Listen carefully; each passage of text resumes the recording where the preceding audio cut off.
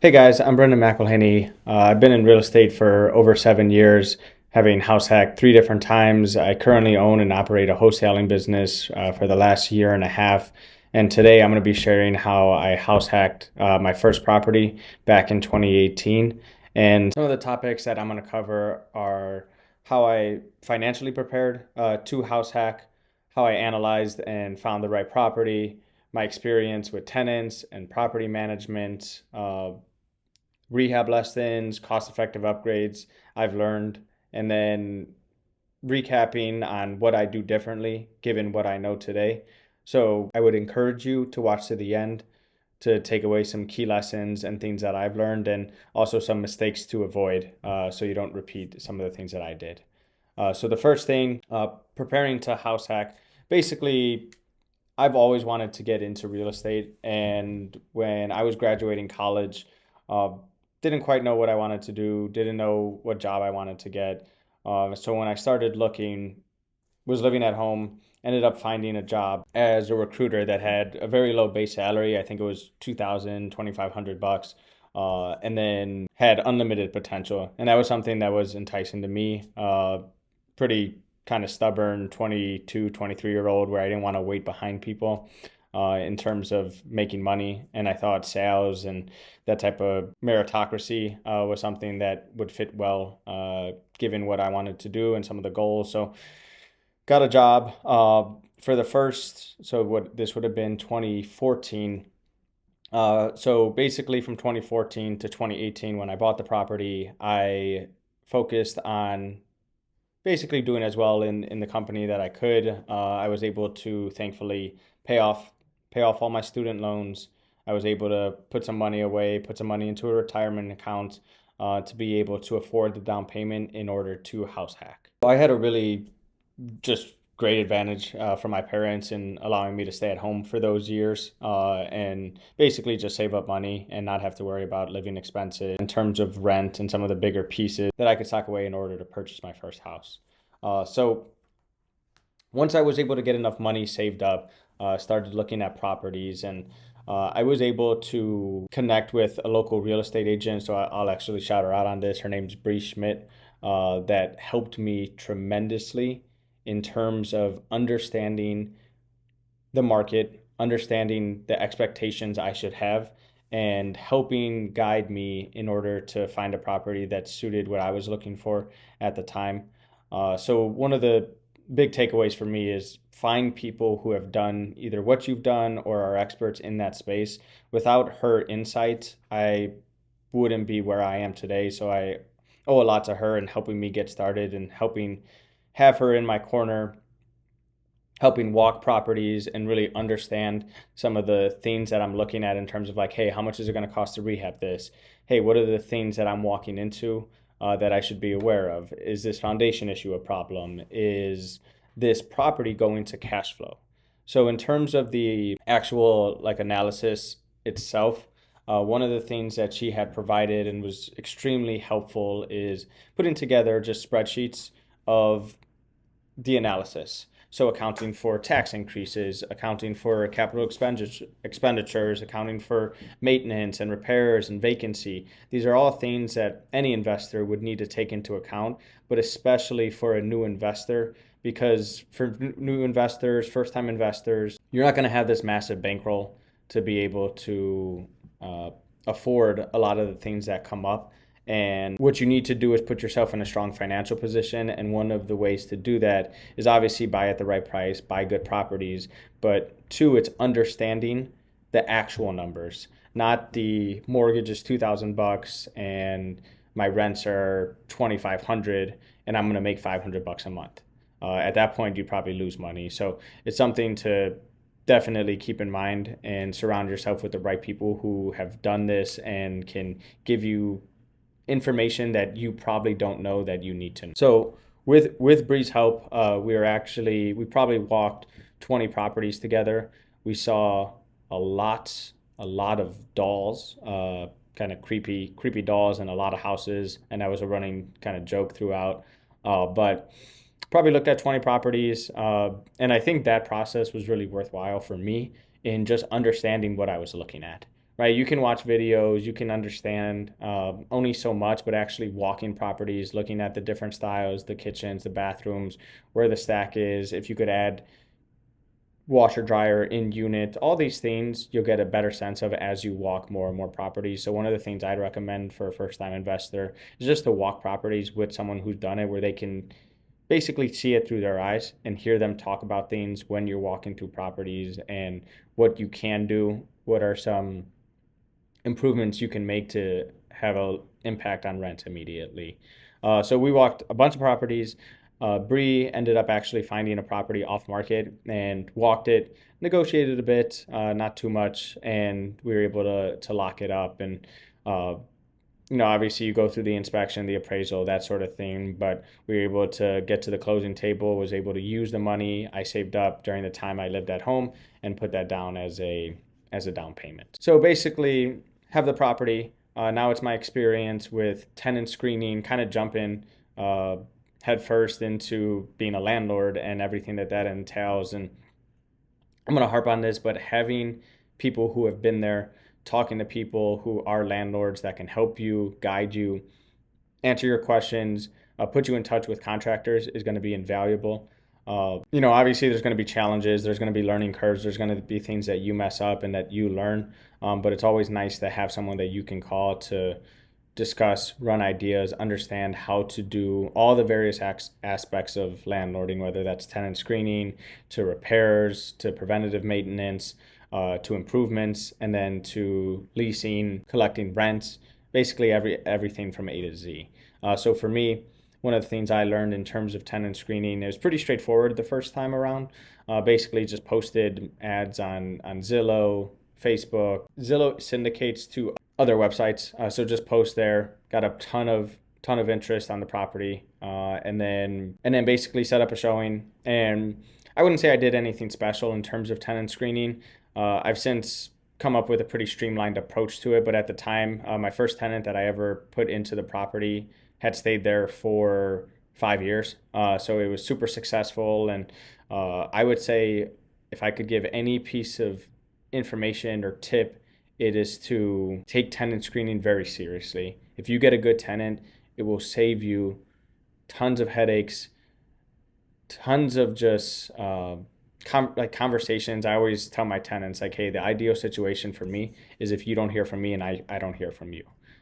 So make sure that you really focus on tenant screening. And one of the things that I've since learned about tenant screening and how I protect my time and try to utilize everyone's time effectively is I do 3 things in terms of tenant screening. So one thing I'll do is I'll record a video of the property, and prior to sending a video, I'll record a video of the property. And what I'll do is if someone's interested in the property, before ever showing it to them, I'll send them a just kind of pre-made template saying, hey, here's the property, here's a video walkthrough. If you're interested, fill out a Google form. And once you fill that out, I'll reach out to you. If they don't fill that out, I don't chase them down. I don't reach out to them. If they can't follow simple directions, then they're probably not someone that I'd want to rent to. So I send them a pre-made template with the video walkthrough. And then from there, I look at who qualifies, given high-level information, contact information, employer, income, why they're looking to move, that information. And then I'll go ahead and set up a showing with the qualified applicants. Next, want to talk about some just rehab tips and things that maximize the most value. So when I bought the property, I needed to rehab one of the units, and I needed to rehab one of the units, and I really relied on friends and family. My dad had helped me a ton. I don't know if he so much offered to help as I kind of forced him to. So shout out to him for helping me kind of get the unit. And what we did in that unit was pretty basic. It was floors, paint, and a new kitchen. And I can post some pictures just to show you before and after. It wasn't a crazy nice rehab. We actually did the work ourselves. And this is one of the things, given that I had just put the down payments and didn't have a ton of money, thought that I'd save money by doing this myself. And afterwards, I had thought about this and how long it took my dad and I and my friends to do this, and the quality of work. And it probably took us 3 months because I was working a full-time job. I was doing this on weekdays and weekends, and it was something that just took way longer than it should have. If I had hired some guys to do it, they probably would have taken 2.5 weeks. So you have to think about the trade-off between how much time am I spending doing this, and am I really saving money at the end of the day? I probably could have hired someone to do this for 3 to 5 grand in total, which would have saved me a ton of time. I would have got renters in there 2 months faster, and at the end of the day, it might have been a wash. So one of the things I think back of if I could have borrowed money from friends or family, maybe paid them an interest rate, or just borrowed it and then paid them back as rent came in later on. That's something that I may have considered or may have done at the time. So in terms of some rehab or some things that you can do, really the main thing, right? A coat of paint is going to give a nice pop to a unit, and then kitchens and bathrooms are the biggest kind of factors. Kind of like a cosmetic rehab is going to be kitchens, bath, floors, and paint, depending on the like how the apartment looks. Obviously kitchen's going to get you the most bang for your buck, so I always recommend making changes there if you can. But you can even do cheaper kind of fixes in the kitchen. You don't need to replace everything. You can spray cabinets, you can spray, and when I say spray, I mean basically just paint the cabinets or paint the bathtub, paint the tiles to just make it look fresher, change the floors, and typically that's enough for most people, depending on the type of rehab you're doing and the location, where it'll just look much better and you can charge a bit more in rent, given the improvements you've put into the property. So in terms of what I would do differently, I briefly touched on this earlier. So I would really think about trying to get money for some of the rehab costs. So there's different strategies in real estate of buying a property, refinance or rehabbing it, refinancing it, repeating that. But given that I was house hacking, I had long-term debt at 4%. This wasn't really an option. But one of the things I would do differently or think about is like, hey, how am I going to pay for this rehab? Does it really make sense? Am I saving money to do it myself? Or is that something where I'm trading my time for what I think is money, but ends up actually costing me more, given that I'm going to lose out on rent for 1, 2, 3 months to do the rehab? Another thing is being able to another thing I would do differently is, actually, when I look at what I would do differently, that's probably the main thing I would have done differently. My first house hack actually went surprisingly well. When I looked at the numbers, I'm confident that I underwrote those correctly.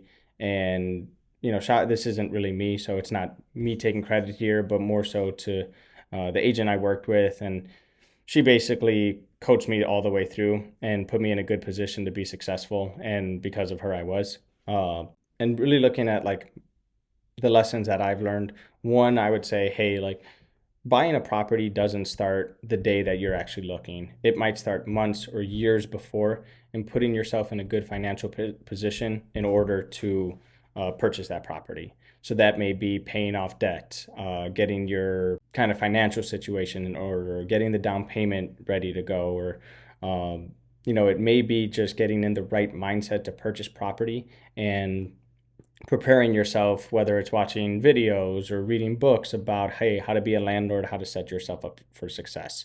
It could also be networking with folks and going to local meetups or talking to agents or people who have house hacked before you to understand common pitfalls, advice that they have, and having a diverse set of opinions that then you can take and use moving forward to help you make a good decision and put you in a good spot. Next, I alluded to this a bunch or just outright said it. The team is super important. I can't stress enough how important it was for me to link up with the agent who basically taught me, at the time, everything I knew about house hacking, looking at houses, rehab costs, tenant pitfalls, what to look for, how to screen, what to send to them. So find someone in your market that can help you with these sorts of things, and you'll be in a good spot to be successful.